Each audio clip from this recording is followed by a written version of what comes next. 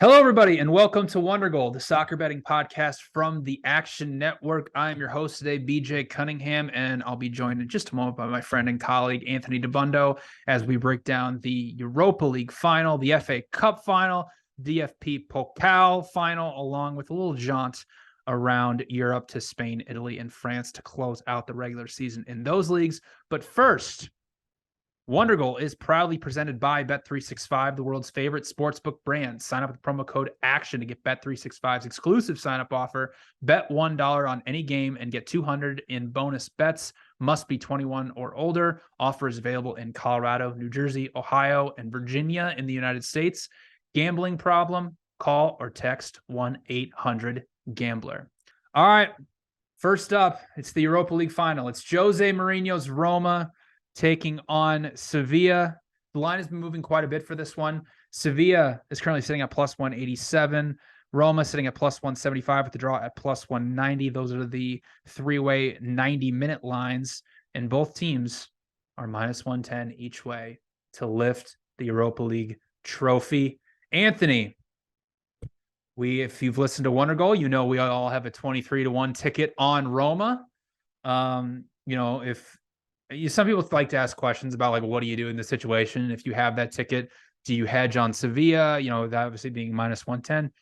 I think, we'll obviously get into it in just a second, but for me, hedging is always kind of a delicate thing. It really just depends how much, you have on that ticket. Like if it's, a substantial amount of money to you, I would probably say, yeah, I would probably hedge a piece off of it. If it's just, something that's not really going to change your life or just a nice payday, maybe just let it ride. Personally, I'll be letting the 23-1 ticket ride. And will you be doing the same, or will you be throwing a little bit of hedge on Sevilla?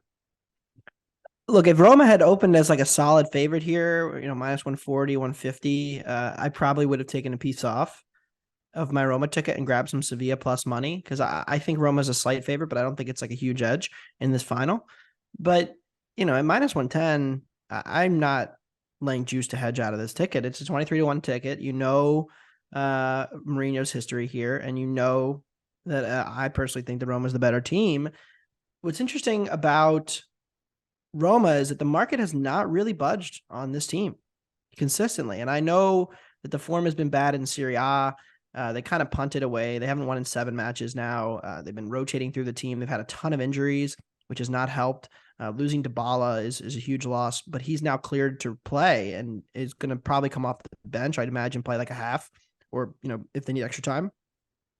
I don't think he'll start necessarily on Wednesday, but I just kind of think that Roma's the more consistent, better defense, and that will ultimately play here. But let's go back to the history of kind of like how we got to this point, because this Roma team was like minus 115 against Real Sociedad to advance in the round of 16. And then in the quarterfinals, they were, minus 140, 50 against Feyenoord. And then they were a dog. Even money, Leverkusen was minus 130 to advance in the semis. So this has been pretty consistently, and I feel like I've said this every single time, except maybe the Feyenoord round, that the market is just too low on this Roma team and in their ability to defend the penalty area. I mean, this is historic stuff that they've put up in terms of defending their penalty area. And you saw it kind of against Leverkusen where, they had 23 shots. They had all of the possession, but they never really looked like scoring in that second leg because they weren't able to break it down and create anything over, the average XG per shot was 0.04, and they just weren't conceding any, clear chances from dangerous areas. A lot of the shots were blocked or off target or from 25 yards. This Roma defense in Europe's top 5 leagues is the best in terms of XG allowed. Man City's right there with them. Napoli is right there with them. But, from a match-to-match perspective, even with 0 wins in 7, they have conceded just 31 expected goals this year. And, you look at Sevilla and you kind of have to like scroll all the way down the chart to find them because their defense just hasn't been very good. And Sevilla's improved, don't get me wrong. But they're conceding a little bit over 1.25 XG per 90 in Spain this year. And that's a much more defensive league than Italy is. So I think when it comes down to it, and the Serie being in good form is important for sure. But Marcos Acuna, who's their best crosser of the ball, is out, suspended. He picked up a red card in the second leg against Juventus. So I think that there's going to be real problems here for Sevilla breaking them down. And with the creation from Pellegrini and Dybala, I just trust Roma more. So in an even money situation, I have no desire to hedge my ticket. If you're not already invested in Roma, and I feel like I've said this a lot, if you're not invested in the ticket, I'd bet them again. Once more, I'd bet them to win this tournament because I think that they should be about minus 127 based on my number. Now, the other thing to consider is that Patricio is probably worse than Bunu in terms of shot stopping, and that's always a concern because he really hasn't had a great year. It's scary to think how good this defense would have been if he had a good shot stopping year. But again, like I said, Roma trusting the pedigree, trusting the manager, and trusting the defense to bring us home on that 23-1. Yep. It would be a hell of a cash, and we have a couple more left too. Yeah, I agree. So yeah, if let's just say you're somebody who doesn't have the 23-1 ticket and you want to bet this match, I would 1,000% take Roma, draw no bet, or to lift the trophy at minus 110. So Sevilla, it's interesting because they're under the third manager now. Mendilibar has improved them from the previous two managers. Now I was reading some kind of interesting tactical stuff about Sevilla because I want to know what they've been doing differently and how they've kind of improved. And so what they're kind of doing is they're doing the De Zerbi style of like baiting teams into pressing them, but they're not doing the combination passing or playing through the middle of the pitch like they did under Lopetegui. What they're doing is they're essentially saying, okay, once the pressure comes, it's medium to long balls up the middle, up the pitch. Usually it's Endesiri running off the back line of the defense, trying to create opportunities there. That's not really going to happen against Roma because Roma's not going to press them high. They're going to sit back and they're going to sit deep. So when Sevilla's going up against a low block, what they like to do, and this is something they've done for a very long time, is create numerical advantages on the wide sides of the pitch and swinging crosses. Well, that doesn't really work against Roma. Roma's the number one team in Serie A defending crosses into their penalty area. So you have a Sevilla team that has been, 1.2 XG per 90 offensively this season, which has been okay, but like really not that good. Like you said, Endesiri has been in form, but up against, like you said, they're the best. Roma's the best low block in Europe, and it's not even really close right now. I mean, they are final third to penalty box entry conversion rate is 19.4%. That is insanely good. And I went through it as well.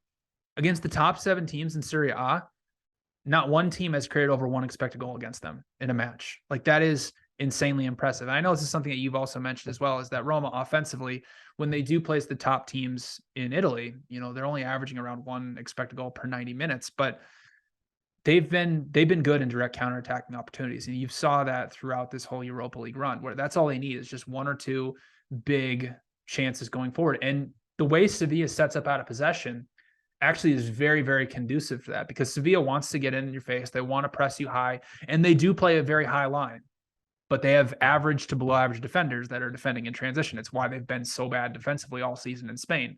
So this match really tactically sets up perfectly for how Roma wants to play, with a average to below average offense at breaking down a low block and a below average defense defending in transition that wants to play a high line. I mean, you can't set it up more perfectly for Jose Mourinho here. So, I had Roma just for the first 90 minutes line projected at minus 106. I might be a little bit high on them. That's obviously taken into account all of Sevilla's data from the entire season when they were so bad to begin. So if we did it for, recent form, I probably would be a little bit lower on Roma. But again, I mean, this is a Roma team that's been around a +1 XG differential per 90 this season. So Roma, Jose Mourinho, to lift the trophy, minus 110 for me. Yeah, and I think when we talk about what happened in the semifinal with Sevilla against Juventus is somewhat similar in that they don't really press when they lose possession. They drop back. They're very passive. They let you bring the ball into the final third pretty consistently, and Sevilla was able to do that. But then there's the difference, which is that like Roma and Juventus have similar styles, but they're just very different in terms of ability to execute it. I mean, Juventus is like 7th in XG allowed in Italy, and Roma's first. And Roma, Juventus lets you into the penalty area, and Sevilla had a ton of success getting to the penalty area against Juventus. and Roma doesn't allow it. So I think you're going to see a lot of Sevilla attacks break down outside the penalty area, and I think you're going to see them look dangerous over the top. Juventus also wasn't really as well designed to take advantage with Vlahovic as the main striker. Like, he's just not a running behind guy. He's kind of just not very good, by the way, which is kind of funny. But like he is more of the traditional target man type player, and they just weren't getting those kind of runs in behind.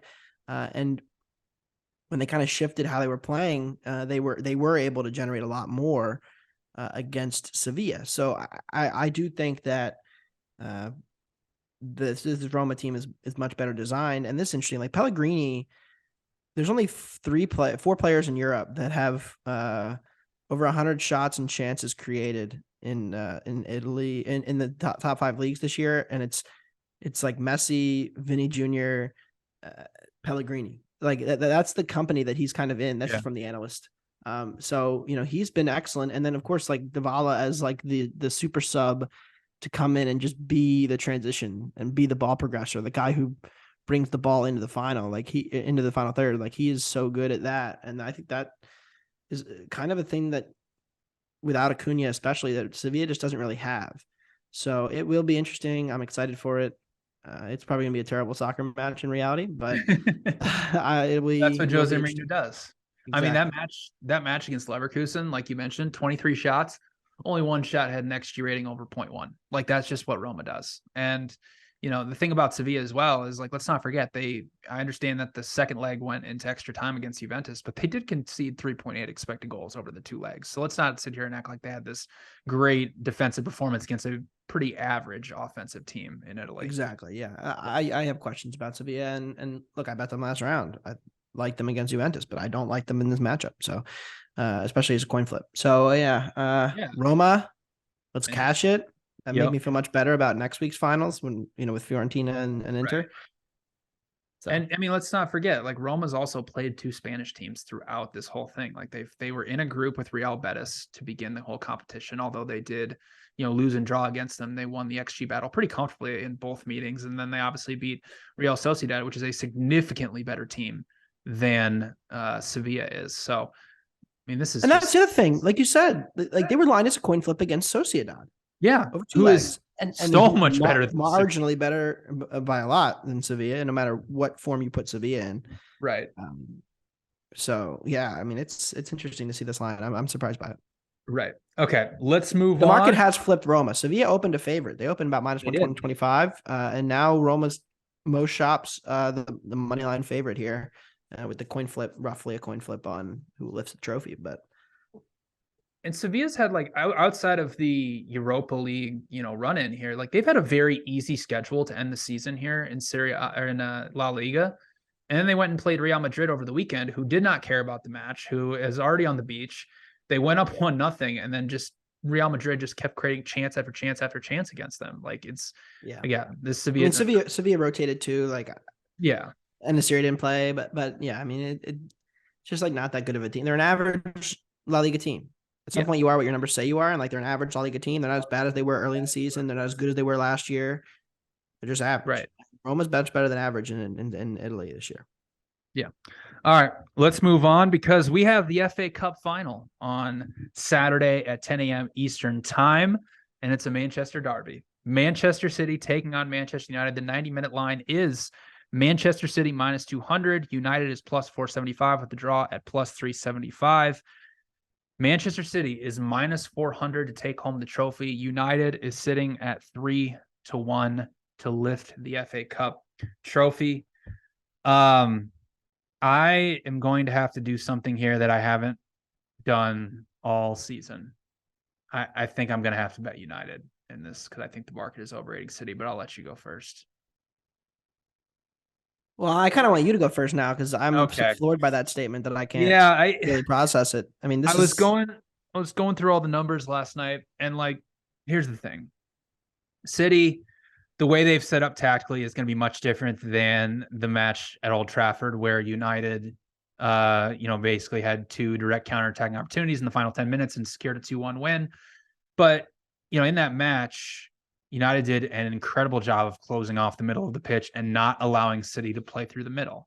Now, City obviously sets up very differently right now, with their 3-2-4-1, basically playing 5 center backs on the pitch.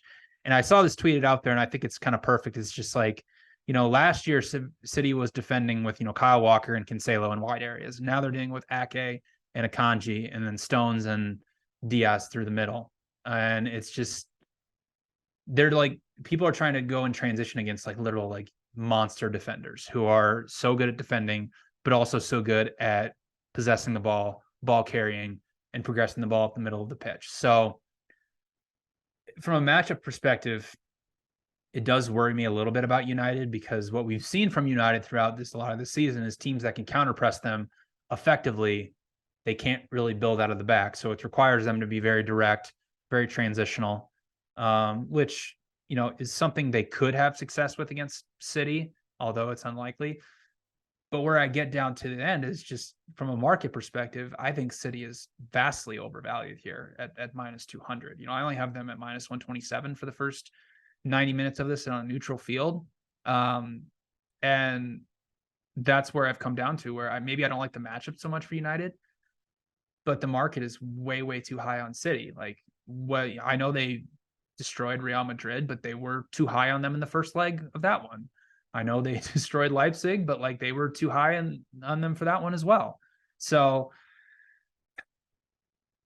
I don't want to do it. I really don't, but my numbers are telling me to bet Manchester United. So I'm going to have to do that. +1 at even money was the best number I could find for the first 90 minutes. I'm not going to bet them to lift the trophy. But I do think there is a decent chance that United gets this extra time against their rivals if they can put in a similar defensive performance like they did at Old Trafford. Now, they've been poor against top-level competition away from Old Trafford, and that's kind of what's worrying here. It does, not having Lisandro Martinez also hurts, but Varane's been back.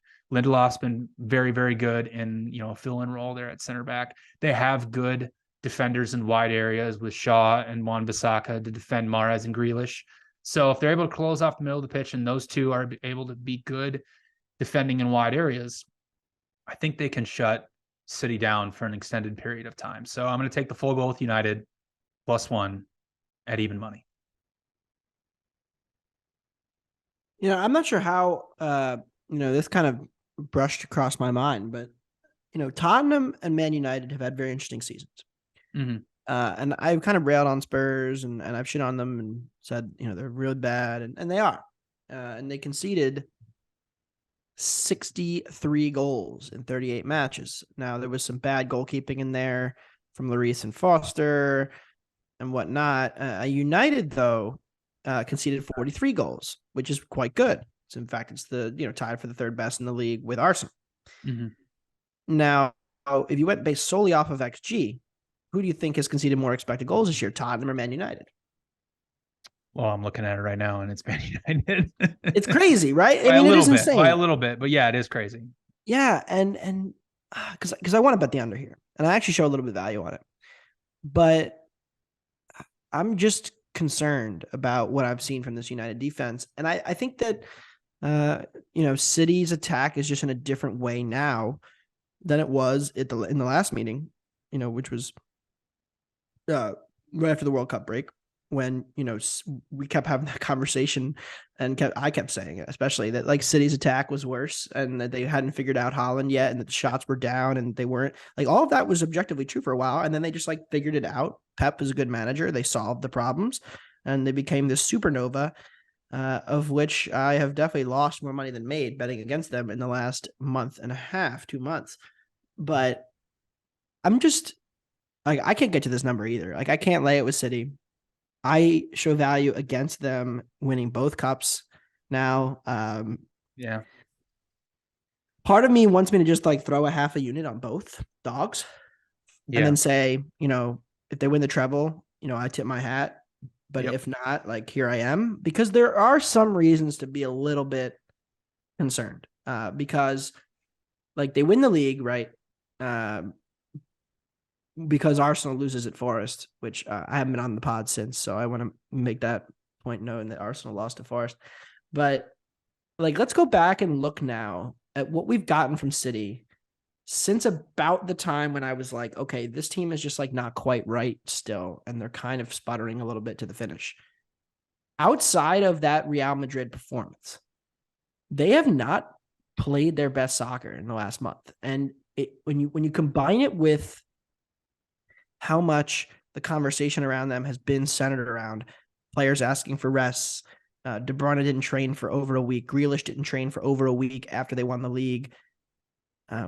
They had some pretty lackluster showings, granted with rotation involved against Chelsea, Brighton, and Brentford. All of it starts to get to the point where I think City is overvalued. Because, they had the game against Leeds. Remember that they really struggled to put away. And struggled to create consistent scoring chances in front of goal against a team we know now awful defensively. Then they have the Real Madrid showing, which was okay in the first leg, and then of course dominant in the second leg, one of the most impressive performances I've ever seen. But then there's the Everton game where they concede 6 chances inside their own penalty area, inside their own 6-yard box. Then there's the Chelsea game where Chelsea creates over 1.4 XG and should have scored. Then there's the Brighton game, which was basically an exhibition of back and forth and wide open, but a very even game nevertheless. And then they go to Brentford and create nothing for 90 minutes, no Haaland. How hard is it to ramp it up again? Because I think it is interesting to think about like City trying to just go again with all of their main core after they haven't really played a competitive match in a couple of weeks. They've essentially had since the cup semi, they've had 2 weeks of just kind of nothingness. So I'm curious to see what it looks like. Of course, like I still like them overall, but this United defense being as leaky as it is scary to me. That's the only thing that keeps me out, because I just look at those numbers and I'm like, what? How have they not conceded more goals this year? How are they not getting pasted by City? So the cup final thing definitely plays a factor, but like at 3, I don't really like the United attack either. One of the biggest question marks for me is Antony too. Like he's questionable. I'm going to wait to see what his status looks like heading into Saturday, because as much as I've kind of joked about his poor shot quality and how he shoots from distance, like his ball progression has steadily ticked up and he's really been good on that other wing. If it is Sancho instead, what does that look like? If it's Weghorst as a striker, guy still didn't score a league goal this year. Again, striker for Man United. Like there's all kinds of how does United do this thing? And like the last meeting was a stone under, it was that was the famous Rashford was offside goal, and they just decided not to penalize him for it. Amazing, but I think it's under or nothing for me in this one, and I do think it's United, or if you like United though, I actually like Lift the Trophy more in a little bit, just because granted it's like you back into hay in a shootout, but I kind of think that United is the value side for sure. Right. And I mean, like the good news is that United, throughout this entire season, like Ten Hag has realized that they're not an elite build-up team like as Ajax teams were in the Eredivisie. So he's set them up in a way where they are okay playing in a low block and being transitional. We've seen that the entire season when they've played against big competition. Like that's the case you can make for United, as opposed to a team like Liverpool or Arsenal, who aren't really used to playing a low block countering style of play. So United has played it. They know how to play it. They're very well drilled. Obviously, Casemiro in the middle pitch has completely changed their entire team. So they can play a low block and they can keep City out for an extended period of time. Just how long is that going to keep up? And can they be dangerous in those transitional opportunities where other teams haven't been able to capitalize off those? So we'll see. But for United, what they need to do is they need to go back to how they played against Newcastle in the League Cup final, which was, we're not even going to build out of the back. Everything's going long, and we're just going to play 50-50 balls, and we're going to try to get at, City's back line and play in transition. Like that's what they have to do to be able. I agree. They're not going to be able to build out against City's counter press. It's not going to happen. And they're going to continue to turn the ball over like they did against Newcastle in the second meeting. It's just, they have to play direct. So if they do that, and they defend in wide areas well, and they stay compact, like they have a chance to keep City out here. But if they don't do any of that, like it's like you said, it's very, very hard to see how they don't concede 2, 3, 4 goals. Maybe like the first meeting when they played City at the Etihad earlier on the season when they lost 6-3. So it will be interesting to say the least. To see even if City wins this, to see if they can win the treble for the first time since United did it in the 1999 season. But that'll put a wrap on the English season until August after this FA Cup final. All right, let's move on to Germany. The Cup final, the DFB Pokal. RB Leipzig is taking on Frankfurt. RB Leipzig on the 90-minute line is a -148 favorite. Frankfurt is sitting at +350. The draw is sitting at +300. RB Leipzig is -300 to lift the trophy. Frankfurt is sitting at 2-1. I'm passing on this one. I ran my numbers and it came out pretty close to what the line is. So I think this is, for me, is an easy pass. But you like RB Leipzig to lift the trophy here. I do. I think that Leipzig's attack is really cooking at the moment, and they have been really dynamite. And Nkunku wins the Golden Boot, by the way, which is kind of remarkable. And yeah, I know. And he was out for like 2 months this season as well, and he still won the Golden Boot. And he was coming off the bench. Like it wasn't Mickey Mouse.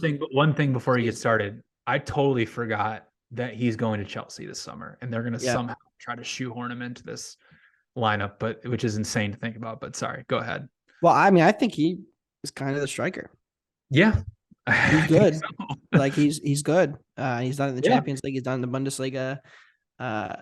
This gets back to just like my long-standing principle on this Frankfurt team, and I mean, I've been fading them religiously down the stretch here, and they've really fallen apart. But anytime you are sitting in the bottom half of the league in shots per 90, I'm sorry, you're just not that good of a team. Right? Like, and so, you know, you're overly reliant on creating a ton of big scoring chances, and that's your entire attack. And you play a Leipzig team, which has had some trouble with it at times, but they're not nearly as press heavy as they've been in years past. This is not, you know, the Marsch Leipzig. And so this is a defense that when they lose the ball, they're not immediately pressing to try to win it back. Rosa has made them more passive. And I think it's going to take away any real opportunities for Frankfurt to get those big scoring chances that they rely on to create all of their attack. And so I like Kolomwani. I think he's a good player, but the rest of this team, man, like there's just no shots in it. And, you know, they're 12th in shots, 9th in big scoring chances. They're not a very good attack. They don't create an expected threat. 13th there. Leipzig has generally been pretty good at building out from the back. They couldn't do it against City, but generally speaking, they're fine at it. And that's one way Frankfurt's going to try to get at them. I don't think it's going to work. So I think this is a Leipzig spot. I like them in this matchup. I like them as the much, much better team. I'm laying the 3/4 of a goal on them to win this trophy. I just don't really see a ton in it there where Frankfurt has an advantage. So give me Leipzig to lift it. Remember, this is the same Frankfurt team that got outplayed and probably should have lost to Stuttgart in the semis. And now that they get in the final, I don't really like their chances too much. So yeah, give me Leipzig to win it. Yeah, I mean, it's, you know, you've seen it obviously with Frankfurt when they have to play good competition. You know, comes to mind is the match against Napoli in the Champions League quarterfinals, or it was round of 16, excuse me, where, you know, against elite build-up teams that can build out of the back and control possession, which Leipzig is one of those teams, especially playing against competition in Germany, that they've just struggled against that. So I agree with you. Like, for me, the number is just a tad too high, so I'm going to pass on it. But yeah, it would definitely be Leipzig or nothing. All right, let's move on. We're going to close out the season around Europe. The Bundesliga is done.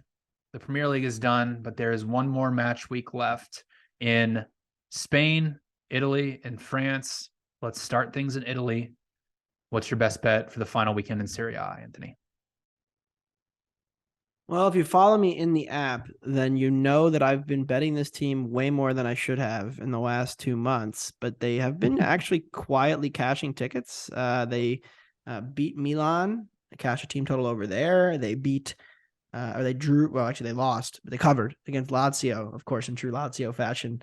But they covered and went team total over against them. And then against Juve, they hit the post from cashing a team total over.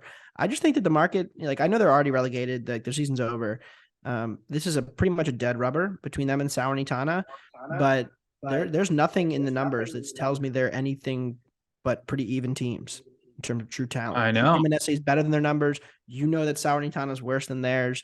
You, for some reason, laid a goal with Roma last week. I did. The worst bet of all time, because they never had any chance of winning that match by more than a goal. But and they didn't. They drew. But I kind of just don't really see a huge gap here. And so, last home match of the season in front of the fans, I'm going to take them drawing a bet at even money. Cremonese, a little unlucky to get relegated. Like it's kind of like a hodgepodge of teams down there at the bottom of Serie A in terms of like true talent. But the underlying process stuff for Cremonese has steadily improved this season to the point where like they're actually not a terrible attack. And so against the defense that's been really, really, really bad and gotten bailed out most of the season on variance, I'm going to take Cremonese at home. Yeah. I mean, the thing with Salernitana, if you just want to, you can already book me down for them to be relegated next season whenever we start our Serie A preview. Bulai Dia is just your father at this point. He is. He's he's on loan, so I don't know if he's going to stay in Salerno, but wherever. 16 goals from 8 expected this year for him. Yep. And he did that single-handedly kept them up, basically. He did that at Reims. He struggled at Villarreal and cost me money there. Then he goes to Salernitana and just won't stop scoring against me. Yeah, so he just owns me. Yeah, so I like Lecce and Bologna. Both teams have scored no at -110. A beach bowl. Both teams have absolutely nothing to play for. And this Lecce team has quietly been cashing a lot of both teams scored no tickets for me because they are a top 7 team in Italy. Like they're a very good pressing team as well. Like they actually have the 3rd most high turnovers in Italy. Very, very good structural defense in the way that they can attack their opponents against a Bologna offense that has just drastically overperformed. And Lecce is second to last in expected goals in Italy. They're a very, very bad offense, but good defense, bad offense against overperforming offense. I have both teams to score no, projected at -160. So I think there's some decent value on this just being an absolute slog and both teams just trying to get to the beach. All right, let's move on to Spain. Everything in Spain is wrapped up in terms of the top 4. There's still some to play for Conference League, but relegation, I tweeted this out the other day, is quite fascinating. All right, let's set it up really quick because there are 6 teams that are still alive for one relegation spot. Cadiz, Getafe, and Valencia are all on 41 points. Almeria, Celta Vigo are on 40, and Valladolid is on 39 points. Valladolid has a -30 goal differential, so goal differential might come into play here. But you, like one of these teams that are already relegated, maybe we'll get a little dead cat bounce to finish off the season. Yeah, we talk a lot about how like teams who need to win get kind of must-win taxed up, and there's not a ton of value in backing them when they're fighting off relegation because they really stink. And that's true of a lot of the teams in this race here. Like you're looking at Cadiz and Valladolid and Valencia, even, who's actually a good team that might get relegated. But from a market perspective, it kind of works in the other way sometimes. So Espanyol has been relegated. They were officially relegated last week, but this is the final home match of the season. And they're at home against a team that is fighting off relegation. And it's honestly, if you look at the numbers on who's playing who, probably the second most likely team to get relegated down there, just because of Valladolid being at home as a favorite. If they win and Almeria does not, they would be the next team likely to be under the cosh there. So like, they're in a real danger spot here. But like, there's nothing in the numbers that tells me Almeria is a better team than Espanyol. And so for me to get, plus, you can take the pick 'em plus money or the plus a quarter goal if you want to lay a little bit of juice, because a draw would actually be a good result for Almeria. Like, there's just not anything in these numbers that tell me that they're a better team this year than Espanyol. Almeria, one of the worst defenses in the league statistically. Only Elche and Valladolid are worse. And from an XG difference per 90 perspective, I mean, Espanyol has been trending up in the right direction.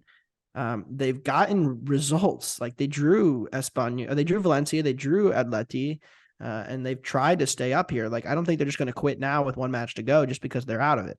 So I'm gonna back them. And look, you've seen this before. I mean, we just had this conversation in the Prem and in the Bundesliga. Hertha Berlin already relegated, beats Wolfsburg. Southampton already been relegated for weeks. Last home match of the season, they get a 4-4 draw with Liverpool. Like across the leagues, you'll see these teams. Just because there's nothing to play for doesn't mean they're not going to try, especially at home. You're more likely to get a punt effort on the road from these already relegated teams. So I think Espanyol's still fighting. I think at home as a dog to Almeria, I'll take them. Yeah, I like, the only match involving two of these relegated teams. Valladolid is hosting Getafe. A draw is good enough for Getafe to secure safety here. And I like them plus a half at minus 135. I mean, if you don't know about Getafe at this point, like they are the most passive defensive team really across Europe for years now. Like it's always some variation of a 4-4-2 or a 5-3-2, and just it's defend your penalty box for your life and just look for those transitional opportunities. And I mean, listen, they've been at the bottom half of the La Liga table for years now, and they've been staving off relegation for a long time. But they are the number one team in Spain in final third to penalty box entry conversion rate. Like they do a lot of final third entries. But this Valladolid team to be essentially an even money favorite or getting close to that at home, it's must win tax. It's a little bit insane to me because Getafe has been significantly better in La Liga. And in fact, the last time these two teams played, albeit it, was back towards the beginning of the season, but it was Getafe's best offensive output of the entire season. They created 2.8 expected goals against Real Valladolid. And, the Valladolid offense has been better and improved over the second half of the season. But I mean, we're talking about, a Getafe team that has been, minus 0.24 XG differential per 90 against a Valladolid team that outside of Elche is the worst team in Spain at minus 0.72. So for Valladolid to be this significant of a favorite is just so much one must-win tax, and Getafe is set up perfectly, tactically, defensively to keep them out of the penalty area, defend for their lives, stave off relegation here, only needing a draw. So I like Getafe plus a half at minus 135. All right, let's finish things out in Ligue 1 in France. PSG has won the title. Shocking, I know. But PSG lifts their 11th French title. Lens is going to be playing in the Champions League. They secured second place in Ligue 1, and Marseille will be playing in Champions League qualification to try to get back into the Champions League. Lille, Rennes, and Monaco are all still battling for European spots, along with Lyon can shoehorn their way back into a Europa Conference League. And relegation's gotten a little interesting too. Angers is up 2 points on Nantes, who's in 17th place, and Ajaccio and Troyes are tied on 23. Now, the 17th and 18th place is interesting in France because, like you mentioned earlier, a bunch of episodes ago, but France is moving to 18 teams next year. So two teams have to be relegated, and then the two teams are going to play in the relegation playoff. So it's important for Troyes and Ajaccio. They can potentially stave off relegation, get into a relegation playoff against a team from Ligue 2. So that's how it is in France. What's your favorite bet this weekend, though? Yeah, I'm going to take Nice at home against Lyon. Lyon just classically inflated off of we could get into the Conference League. Nice minus 120, draw no bet at home, plus 145 on the money line. I'm just kind of surprised by that price. And I think these two teams are roughly even. I would actually make a case that I think Lacazette's had a great finishing year, but otherwise this from a midfield and defensive perspective, that Nice is actually the better team. And so with them as a pick 'em at home, I'm going to take them. Yeah, this is just a must-win tax to a T. Nantes versus Angers. Angers has already been relegated. Their season is over. Nantes needs to win to get out of one of the relegation playoff spots, so they are sitting at minus 350 at home against Angers. So I like Angers plus 1.5. It's an Angers team that has just drastically underperformed all season long. They have shown some life though lately. They haven't quit towards the end of the season here. If you look at their results, they beat Troyes last weekend. The week before that, they drew on the road with Reims. So they haven't completely quit on this season. And like we've already mentioned many times, teams that have already been relegated still do put effort in there, and Angers has shown some effort. They have shown some passion for these last 2 matches. And I mean, this will kind of just go down in the history books, but I mean, 80 goals conceded off of 60 expected. That's just kind of shows you how bad it's been for Angers in terms of goalkeeping and just bad variance throughout the entire season. While Nantes, probably shouldn't be in the relegation zone. They're a minus 0.28 XG differential per 90, but I mean, this is just going against some must-win tax here in France. So, it's right. Quite fitting that the last domestic play we give out this season on the podcast is the worst team in the top 5 leagues this year, right? Elche. I don't know, man. It would be really close. I think Angers might be Angers. Yeah. I was trying to muster up the courage to take Ajaccio this weekend, but even though they're still fighting, I mean, against Marseille, but like, even though they're still fighting, they've quit. I can't put it in. The points per match. It is Angers 0.49 points per match, not XG difference. Obviously. That is actually Troy is the only team that's worse than -1 XG difference per 90, which is pretty remarkable. But that's fascinating that, So the worst team in the top 5 leagues by points per season. That's how we'll end out the regular season here on Wondergoal. All right, that'll do it for this episode of Wondergoal. Thank you, Anthony. We have what's on the docket for us coming up. We have one more episode left. Conference League final and the Champions League final. And then Wondergoal will be off for about a month.